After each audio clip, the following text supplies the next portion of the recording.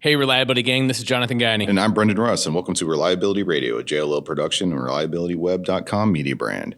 Brendan, 2025 TRC, what a great week. Yeah, and at these Reliability Web conferences, there's usually always a theme, a central focus of what we're here to really discuss throughout the entire week. And being 2025 and kind of continuing on a theme of coming from IMC 2024, AI, artificial intelligence, the Internet of Things, it's coming. Everybody's silver bullet. It's going to be in everything, whether you like it or not. Is.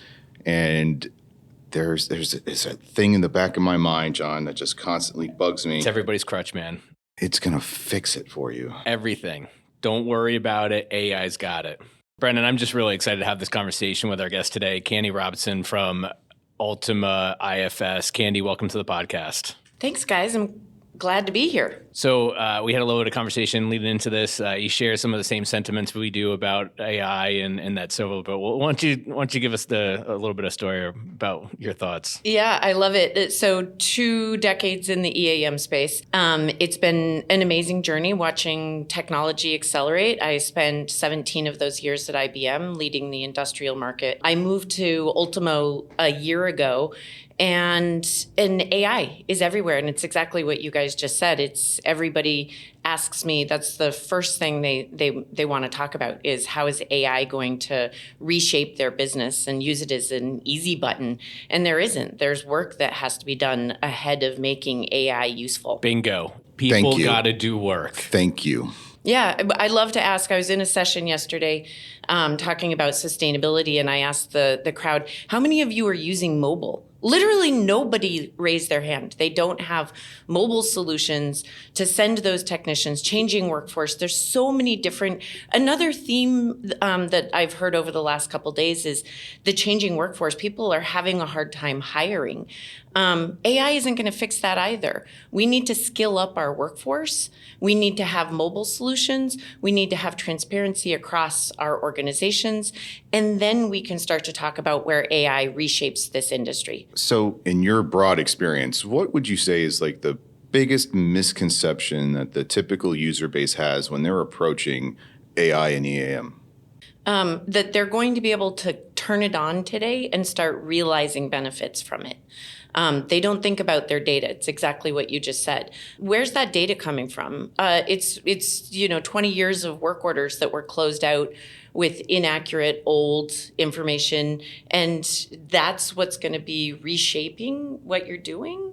Base level foundational stuff, right? Yeah. Get work into the work order system, drive operational efficiencies, go mobile apps, stuff that we've been talking about for 20 plus years. And the simple triangle, people, process, technology, that still hasn't changed. That's still like the underpinning crutch that holds up any real gains in this space, right? Absolutely. Oh, yeah. Don't get us wrong, right? And for all the listeners out there, we're not trying to debunk AI, right? We're just saying that you need to do work to get AI to a point that it's going to do work for you. Yeah, don't think that the technology is really going to solve a foundational issue of people not utilizing the system correctly. Or look at solutions. Ultimo has embedded AI in our work order process so that it's actually going to aid people as they're going through and closing out work orders. It's going to deliver answers based upon an algorithm of commonly used answers. So while you're going through and closing out the work order, you'll be able to, it'll guide you,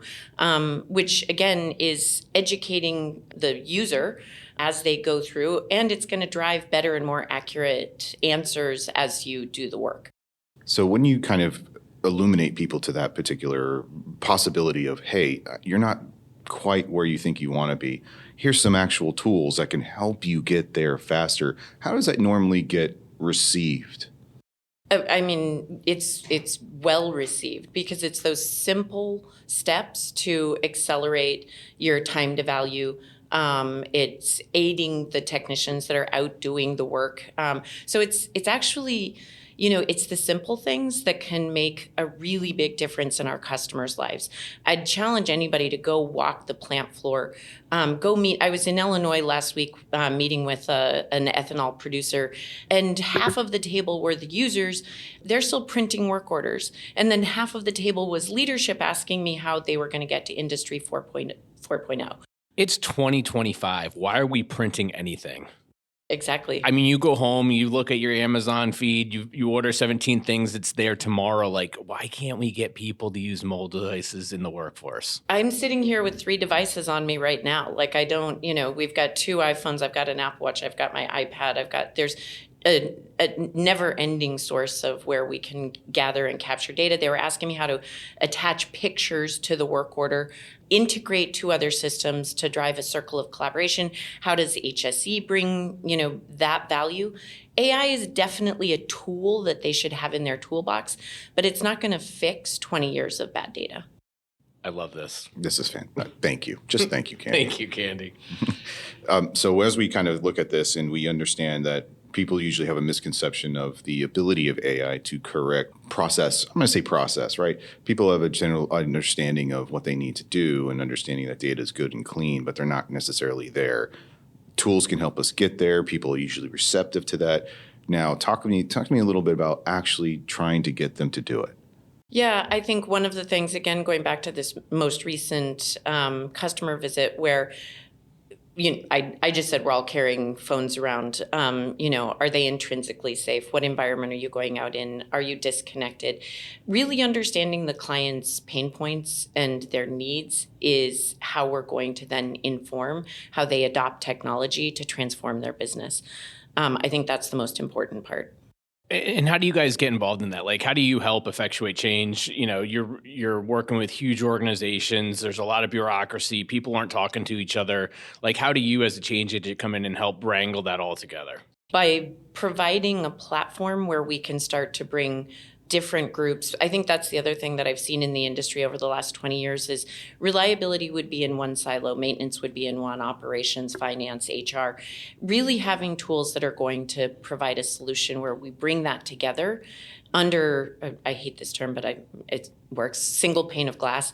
Leadership can integrate reporting tools into that, and then you can start to create KPIs that drive the organization, especially right now where our economic condition, the sustainability goals are changing. In the first 100 days of this administration, there has been some really crazy things happening that's causing additional pressure for our clients across industries. So how do we provide tools, enablement, visibility to help them drive more out of their assets? So I heard a couple of things there. One, technology levels the playing field for a lot of people because you're able to integrate data sets like we never could before.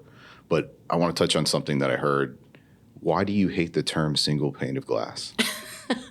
Because it just feels like a corporate thing that you say that doesn't really mean anything.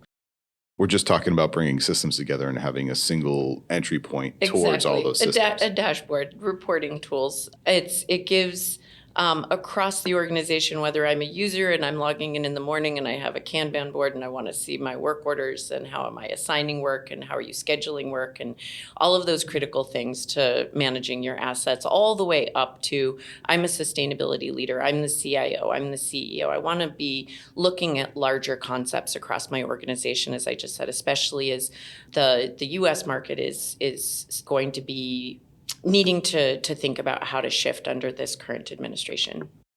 Yeah, there's a lot of external pressures going on out there. It's an interesting time, and it's really cool to see like some of the stuff that the solution providers here at the TRC are helping people move and navigate around this time. So pretty cool stuff. Yeah, it's been great to connect with other partners and solution providers like Augury and KCF and where we can start to bring and integrate. And again, it goes back to that data. We'll really start to create solutions for our customers that will accelerate the time to value and will give them the entry point for AI. So as we begin to wrap this thing up, what do you think, 1, 2, 3 things that you can tell the audience today about AI and how to prepare for it, what they should be start thinking about now? I loved what you guys said. It's a triangle. It's your people, it's education, it's upskilling. It's not taking your job. Don't be afraid of it, but also go work with partners and vendors that are going to help you on this journey.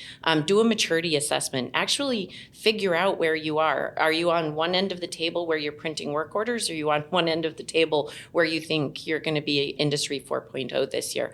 I think even by the time we're at IMC together in December, this landscape is going to have radically changed. Yeah, absolutely. And that's only, 6 months away? Yeah. Yeah, it's crazy. All right. Well, thank you very much, Candi. It was a very insightful conversation. We really do appreciate you joining us today. And for all you listeners out there, we'll catch you next time on Reliability Radio.